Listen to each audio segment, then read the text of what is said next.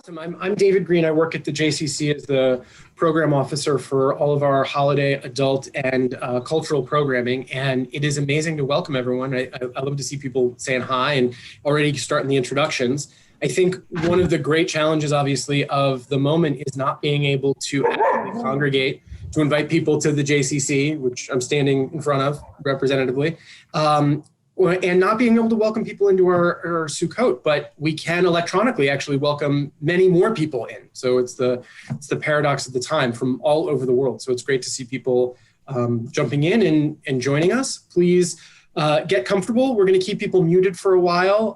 If you get unmuted and your phone rings, please mute yourself so that we can hear what our panel is going to be able to talk about.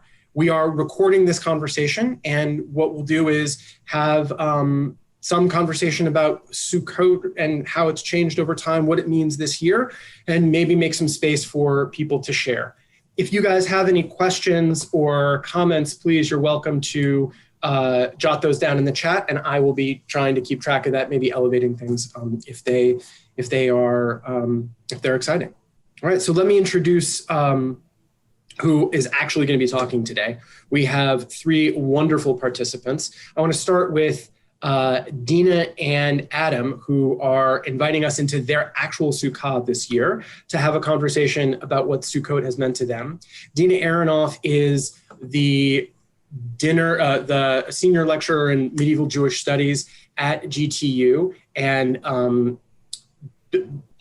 just an awesome person to be able to have join us. And Adam is the founder and current president of Urban Adamah. So, bringing excitement and relevance to agricultural and earth practices in Jewish life, which has been absolutely fantastic. And we have the pleasure of Shana Penn speaking with them. I think Shana just got bumped to the waiting room. Hold on one second. Let me welcome Shana back into the room. Shana is the executive director of Taube Philanthropies. She's a board member at the JCC, and she's also on the advisory board of GTU, and she was absolutely essential in bringing this together. So I want to thank Shana for that. And I also want to thank Shana and the Taube Philanthropies, in addition to the Lubitsky Foundation and the Rodin Foundation, who have been able to put all of this together, a lot of the programming that we're working on this holiday season and throughout the year through their generous support. So Shana, I think you're back in here. Are you there? I made it. I had to go indoors. Okay. Well, welcome back, and I turn it over to you. Let's talk Sukkot. Thank you so much. Hello, everybody. It's great to be here and to see so many familiar faces. And Deena and Adam, what a joy to be together like this. And tonight to celebrate Sukkot with you in your sukkah. I can't wait. So let's jump in. I hear that this is the first time you've both have been asked to speak together professionally and personally. It's amazing. This is true, Emma? Shehechianu v'kiyamanu. Shehechianu for sure. So tell us, you're in the sukkah. What does your family love to eat or do in your sukkah? Well, I can just say, as I look around right now, there's still remnants of breakfast. We really try to get out here whenever we can, when the air allows. And this morning we have two daughters, Shira, who's 8, and Maya, who's 5. And we brought out some warm oatmeal and enjoyed a warm breakfast in the cool Berkeley air. And we always make sure that the Lulav and etrog are nearby. And pick them up, raise them up, set some intentions. And we've been lucky, because it only works if it's spontaneous, but we've been lucky that there's been a spirit of joy and of the Chag that sort of takes over the sukkah, and we get to dance a little with our kids and sing a little. And all of this is just part of breakfast before they head into their Zoom school environments. And I'll say Friday morning, I don't know if you remember, but the air was pretty bad on Friday morning. So we debated for a while whether or not we should even build a sukkah this year, because if we could build it but not sit in it, what was the point? We went back and forth. And it turns out, the last few days, the air quality has been relatively great. And we've been able to eat every meal in the sukkah. And it just goes to show you a little faith. So I feel like there's a little bit of a sukkah miracle happening right now. Yeah. How wonderful. So speaking of children, what was the holiday like in your childhoods? And you come from very different backgrounds, not to mention geographies. Yeah. So I grew up in the Valley in Southern California, just north of LA. And I grew up in a conservative Jewish household. I went to a community Jewish day school. And I would say that most of my Jewish heart life was oriented around my relationship with my grandparents, my mom's parents. And we'd spend every holiday with them. They had a sukkah. We also had a sukkah at my parents' house, but it wasn't like the sukkah at my grandparents' house, as much for the energetic quality of being there as anything else. You know, I would say in general, the holidays in my life as a child, the joy, the delight, the connection, the food, all of that comes from my grandparents. My parents were mostly, you know, now I can appreciate it in a way that I couldn't when I was a kid. You know, they were dealing with being parents and the stresses of having 3 kids all under the age of 6 at one point. So they were pretty frazzled. And, you know, being at my grandparents' house generally was like Sukkot Shalom, right? Year round. Yeah. It was double on Sukkot. We would sit, my grandmother and grandfather both had tremendous patience. And the other thing that they had that my parents didn't really have is they both had a deep love of Yiddishkeit. Mm-hmm. And that transferred to all of us kids in ways that were not verbal. Just being in their presence created an opening and a heartfulness and a delight around the Chagim that was the sort of bedrock of my early Jewish life. Wonderful points, and I can totally relate from my own background. Deena? Yeah. And I love thinking about Sukkot in my childhood because it definitely was a magical time. I grew up in Brooklyn and I'm one of 6 kids. And a life of Torah and mitzvot and learning was the life that we were living. There was also a lot of chaos in the house, certain amount of things that were broken, as all of our families, I think, have those ruptures and brokenness. And I actually think that building the sukkah for us kids was like this physical instantiation of like dreaming of an alternative environment, one that as kids we could control a little bit more. It was illusory, of course, because our parents had to build the structure of the sukkah, the actual frame, pull out the bamboo and toss it up top. But everything else about the sukkah, sweeping its floors, bringing furniture in, decorating it, was what we kids were doing. So I could just say I remember very well that magical feeling of creating that environment.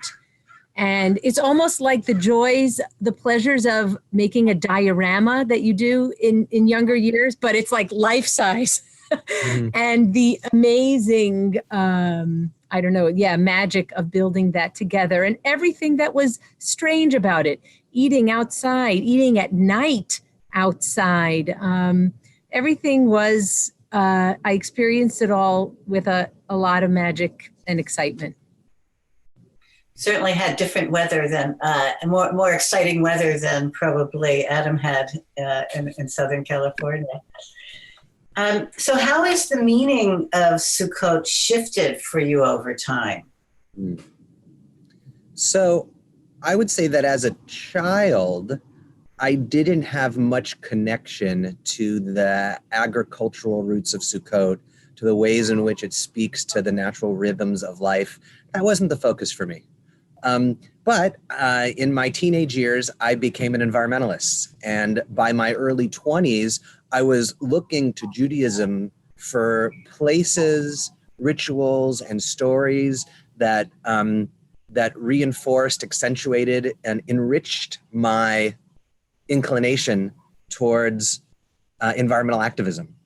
And it wasn't until the early 2000s when I was the executive director of a place called the Isabella Friedman Jewish Retreat Center in Connecticut that Sukkot came to life for me and entered my heart in a way that was pretty extraordinary for me. You know, so when I was in Connecticut, I founded Adamah, which is the predecessor to Urban Adamah. I still remember our first Sukkot after we started the Adamah Fellowship. We had a small farm, and I remember that first Sukkot night, and that day we did an extra harvest to make sure that our Sukkot meal had as much from the farm as we could harvest. All of us gathered. I think there were the fellows and there were some guests and there was other staff. There was about 50 of us in the sukkah that first night. And we sang and we danced into the night, looking at the bounty of our fields. And it was extraordinary. It was like, oh my God, this is our holiday. Who knew? It was there all along. This is our holiday. And from there, it just grew. By the time I left Isabella Friedman, we had a Sukkah Fest retreat program that had 400 people coming. And we had a sukkah that had 200 people in it. When I read the description of what sukkah was celebrated like in the Second Temple period, it was basically a week of partying, right? Zman Simchatenu. It was like, okay, we are going to recover from Rosh Hashanah and Yom Kippur, all the internal intensity, and we are going to go crazy. And that's what it was like. I mean, that was if we read our text, that's what it was like in the Second Temple period: fire and dancing and music and parties. And so that's what we recreated at Isabella Friedman. And so we had this alignment of both the agricultural reality that we were recreating at Isabella Friedman and the environmental and social connections that come from that reality, along with this invitation to steep in joy for days on end. And that was not part of my experience as a kid at Sukkot or much else in my Jewish upbringing. And so it felt incredibly cathartic and continues to feel like, one of my favorite aspects of this heritage of ours. Beautiful. Deena, historian, can you verify all of this? What are you trying to say? And Shana, you started out by saying it's interesting that you and Adam haven't presented together before. And I joke that a lot of that has to do with the very different ways that we approach Judaism. But here's what this is like, really kind of provoking some thoughts for me, which is that as a historian, I'm committed to the work of peering into the Jewish past and discovering all of the evidence of rupture and change over time. And as people that I've studied with, especially in recent years, know, I also like to peer into the Jewish past and discover threads of continuity. But it's both. It's threads of continuity and it's discontinuity. And the evolution of this holiday is just a great study in that dynamic of Jewish history. So this holiday clearly has agricultural roots. It's called Chag HaAsif, the harvest holiday, in some of the biblical sources that describe it. It eventually became a pilgrimage holiday to Yerushalayim, to Jerusalem. It also acquired, as many of you know, it became a chapter in the history of the Exodus in the Torah, because it is linked to the temporary dwelling of the people in the desert and their migrations in the desert, where they inhabited presumably kind of shack-like or temporary structures. And also they experienced the divine presence very directly during their time in the Midbar, in the wilderness. And the sukkah is both a symbol of their temporary, fragile dwelling places, but also of divine assistance and love. And so Sukkot is one of these examples of a holiday ever changing over time. As I said, acquiring a place in the Exodus story. For a very long time among Jewish intellectuals and historians, it was thought that it was a sign of progress that the holiday moved away from what was thought of as more primitive, cyclical, agricultural meanings, and instead found a place in the sacred history of the people in their movement from slavery to freedom, from Egypt to Israel. Abraham Joshua Heschel's book on the Sabbath describes the movement from a holiday that emphasizes agriculture to a holiday that finds its place in history, and thinks of that, in that piece anyway, as an elevation of the holiday. Certainly my teacher, Yosef Yerushalmi, for whom the notion of history and collective memory is so important, would think of the fact that in inhabiting a sukkah, we inhabit a phase of the history of our people, and that is an elevation of the holiday. So I think that we've come to a kind of swing. The dialectic is now swinging to somewhere in between, where we can now retrieve the agricultural elements, as well as the historical and collective significations of the day, and live both of them, which is, I think, what Adam and I must be doing in our sukkah together. That's why we decided to get married, so we could bring these two together. Yes. And now there's Zman Simchatenu. It's a wonderful combination, really. It really is so complementary. And now you mentioned a bit of this, what it's like to be celebrating this holiday under the conditions of the pandemic. And how does it alter the experience for you and for the mandate of the holiday? Has anything changed? So I would say, Sukkot is the only holiday that I'm aware of where the tradition asks of us to be joyful, right? Historian, is that correct? Thank you. It's there. Thank you. So I don't know about anybody else on this call, but there have been some times over the last 8 months that I have felt anxious, depressed, sad, hopeless, and other feelings that were really difficult.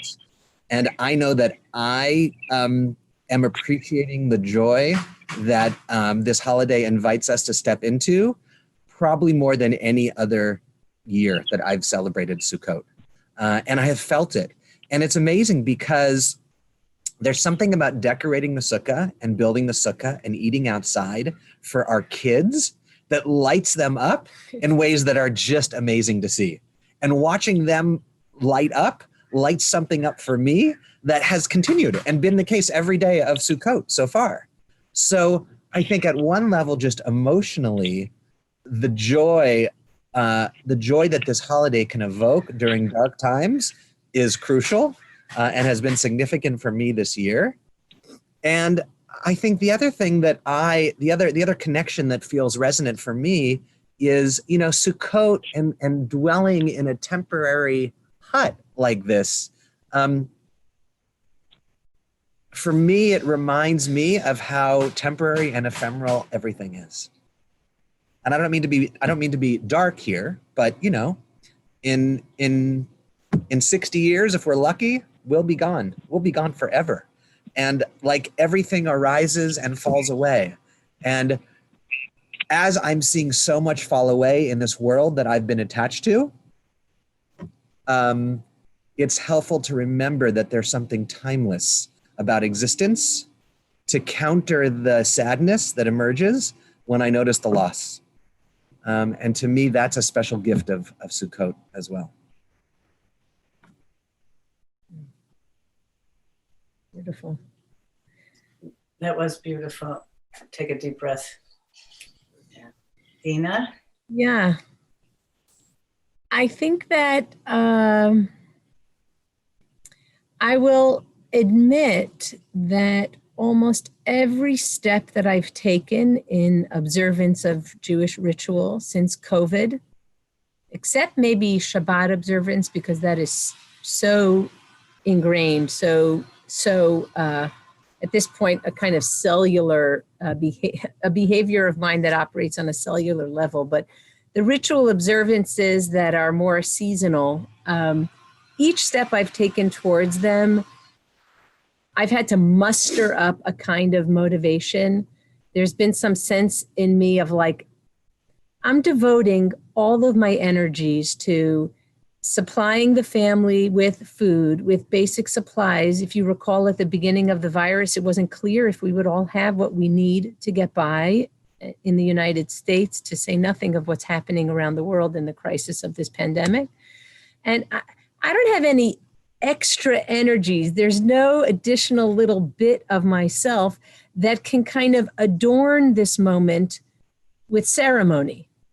Like when Passover came, and I'm thinking, I'm going to start to buy special foods and clean in a special way when my family is busy with gloves and sanitizers and just making sure hoarding foods. I mean, when Passover came, I just thought I can't operate on all of these frequencies at once. And yet, every time that I have mustered up the motivation, which almost always is only a product of some external prompt, a good friend, a family member, Rabbi Cohen here in Berkeley, reaching out to me on Erev Rosh Hashanah and inviting me to try to sign up for their socially distanced in-person services. Whatever it is, it's like a prompt from the outside that awakens that capacity. And it's unbelievable how potent it can be. So I almost want to say it's true of Judaism and of every religious tradition. Whatever we've got right now that serves to kind of awaken or make time special, or to create the context for joy, as Adam was saying, or even for contemplation, even if in the moment it seems like I don't have the energy for that, like try to find it. And if you'll forgive the analogy, but it keeps coming to me, like finding that one jar of oil in the temple on Hanukkah time that somehow burned for 8 days, like trust in these traditions that they can, the smallest ritual act that can light up a moment or even a whole season. I was reading a Hasidic teaching in the Sfat Emet, a Hasidic teacher, that somehow this Chag, this holiday, it can serve to suffuse the entire year with joy and with spirit. So I'm so grateful for the benefits of joy and contemplation that get awakened in the framework of this holiday and every other that has passed in this time of COVID. These are both of you have made beautiful remarks, and I'm reminded also, and I might have talked about this a bit with Deena, that this has been a very special period of Chagim in the pandemic, because it is a respite from what's going on. I felt deeper in my contemplation and joy, and so appreciative of it. And the JCCSF has been encouraging people to DIY the Chagim, figure it out. And, they're providing contemplative questions and resources like that. I'm wondering, in terms of the joy and the history and the religious links, so we're going through, we're partying through Sukkot, and then comes Simchas Torah. And what are those links? Because that's a very joyful occasion as well. How do you see the connections? Adam and I were just studying together that in the book of Nehemiah, in the Tanakh, in the Torah, there's a huge moment when Ezra the scribe reads the Torah to the people in the 7th month, which is this month, Tishrei. At which point, soon thereafter, the people realize that they need to set up Sukkot and build their sukkahs in the squares. It was, at least the way it's presented there, it was forgotten and then remembered. And what happened in that time was a continual reciting and studying of the Torah. So it was in that recent study of that text that I realized that there's a link between intensive, like kind of completing of Torah at this very time in the Jewish year, which is not, you might think it could be that we would complete it in the Passover perhaps, but no, it's at this time, at least in the biblical text. I mean, I think the only thing I would add is that, yes, the Jewish year and years are cyclical, but this is our ending of one cycle. And I like that we go out with joy. Something just feels right about that. And it's like we go out on joy with Sukkot, and then we go out with joy on steroids for Simchat Torah. And, it's a good thing. It is a good thing. Yeah. And speaking of the anti-steroid, did you already show your etrog? No, I'm going to. This was made without steroids. This is a regular size etrog. It might look familiar, but I think that like the farm right now is producing all sorts of signs that we're in for a really good year ahead, starting on November 3rd. And one of the signs was this etrog here. Basically, I am the same person, each hand. This is the size of the etrogim that are coming out of Urban Adamah right now. And it's like the word from the natural world is abundance is on its way. So that's at least how I'm reading it. So that makes me very, very happy. So we're open to taking questions. I can't wait to smell that one. And let's see, that might be a chat question. Miracle Grow? Someone, Robert at the JCC asked if that was Miracle Grow. Very funny. Let's see. Well, we're waiting for... We haven't seen any questions come in on the chat. I don't know if you guys want to add anything. What I just tossed in and put up behind me actually is one of our follow-on activities to end Sukkot, start Simchat Torah, is that we at the JCC have partnered again with Urban Adamah, but also with Quesa, the people that do farmers markets in San Francisco at the Ferry Building, and they're actually creating it's the harvest box, but they're pairing it with Sukkot, more information about Sukkot. And Evan Bloom and Rachel Levin, who wrote the Wise Sons cookbook, are actually going to do an online cooking course for anyone that wants to participate. So it's a way to keep the holiday going and join us for more activity. I dropped the link in the chat, but it's just, the box looks great this week. So, yeah. And I think we should, we would be remiss if we did introduce the other symbol of the holiday. Please. Along with the etrog is the Lulav, the full set of the four meaning species together. Right. It's an incredibly ancient symbol found on ancient mosaics in synagogues in Israel. Of course, the commandment is biblical, but how it might appear, you could imagine, would change drastically over time, and it hasn't. The conversation with my kids about what it might symbolize to bring so many different things together has naturally brought my intentions to my key prayer for this moment for all of us, which is that we can come together, that we can acknowledge that it takes all different kinds of people and efforts to yield a healthy society. And it's only that kind of coordination and awareness of our necessary collaboration that will bring us through this and help us get to the other side of all of these crises, of the pandemic, of the climate crisis, our communication crisis. So the prayer that we should become bound together, which is also in the High Holiday liturgy, V'hayu kulam la'aguda achat, may we all become one aguda, one bound bundle, is a really living prayer for me right now in this time. Thank you. We have a question from Donald Abramson, who says, I seem to recall something about javelins and contests or races at the temple during Sukkot. Is he remembering correctly?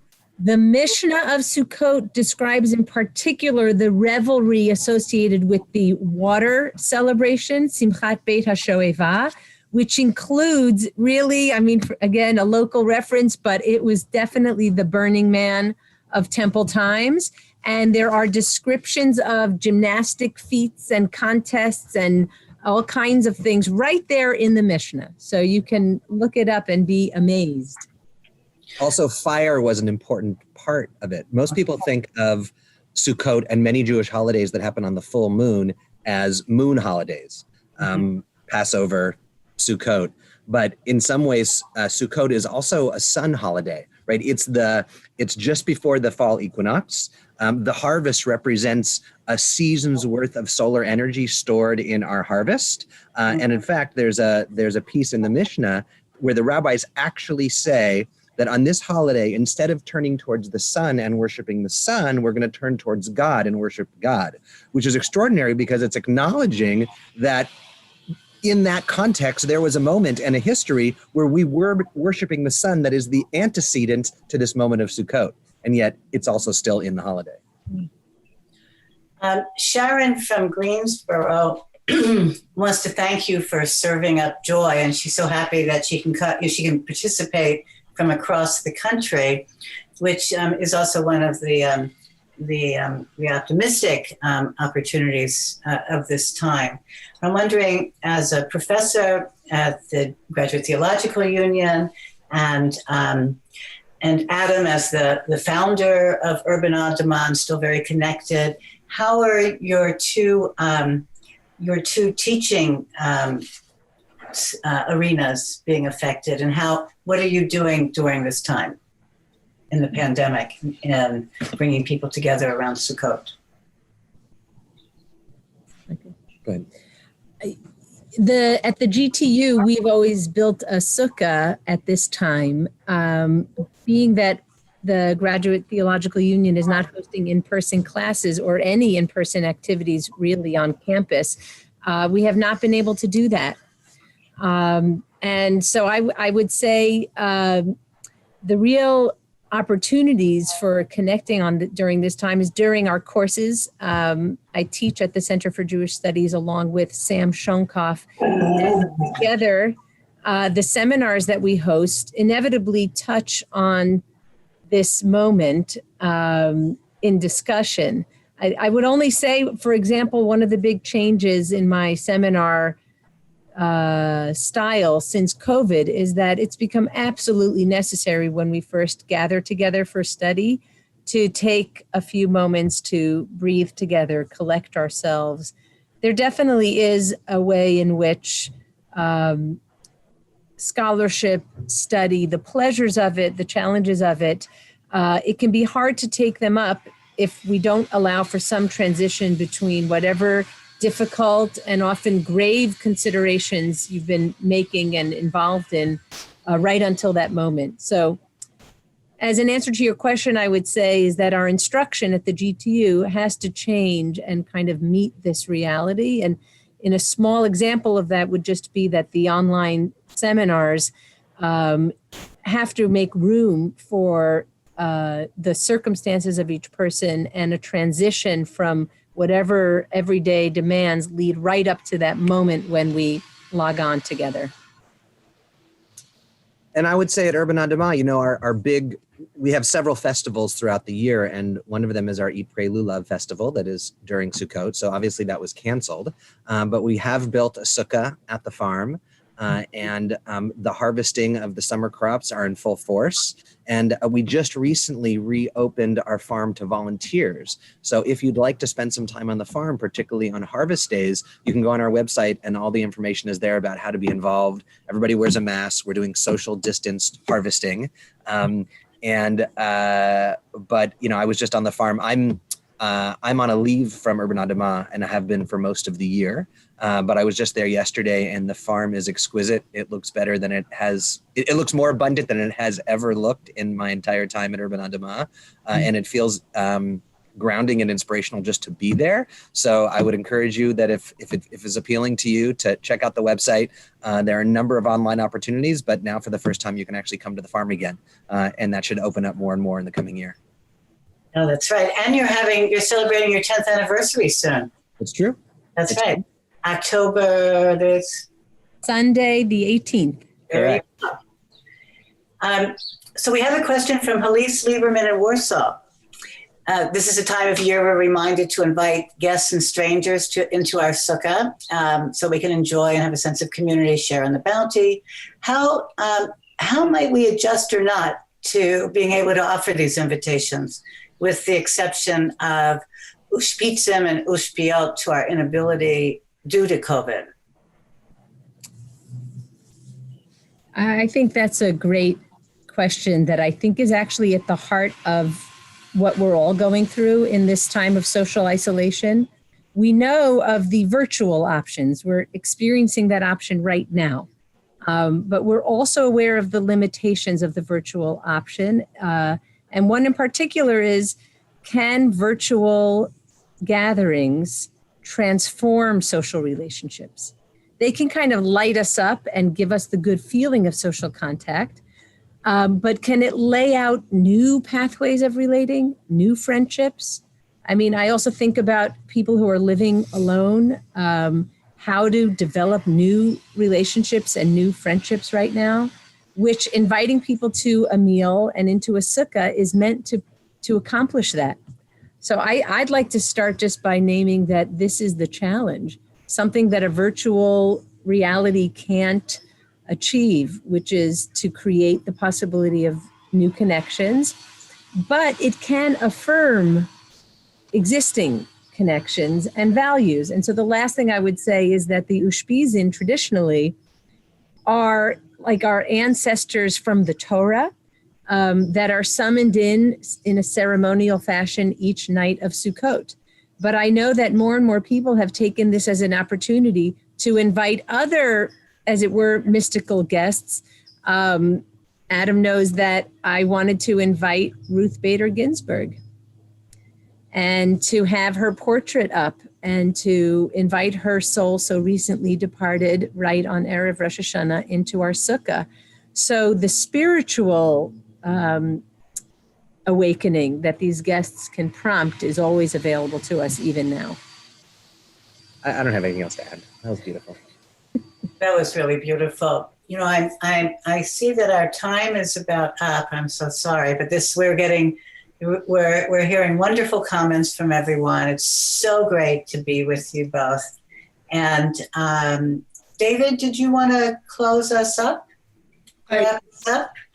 I mean, I only want to invite you all to join us for the Harvest Festival at the end this week, the Fair Building with Quaison and Wysons. But I like almost everything that you guys said could have been a closing.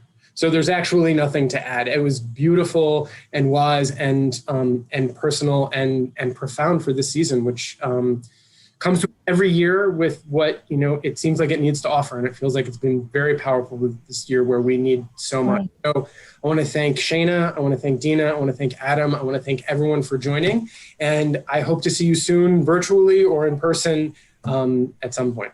Thank you all. Chag Sameach. Chag Sameach. And Deena and Adam, thank your daughters for enabling us to be together. Oh, they're going to thank you for all that TV time they just got. Thank you. All right. Thank you all. Chag Sameach, everybody. Welcome to unmute and say thank you on your way out. And Thank you so much. Deena, great to see you. Shana will be in touch. Great, Jim. Great to see you. Thank you, Shana and David.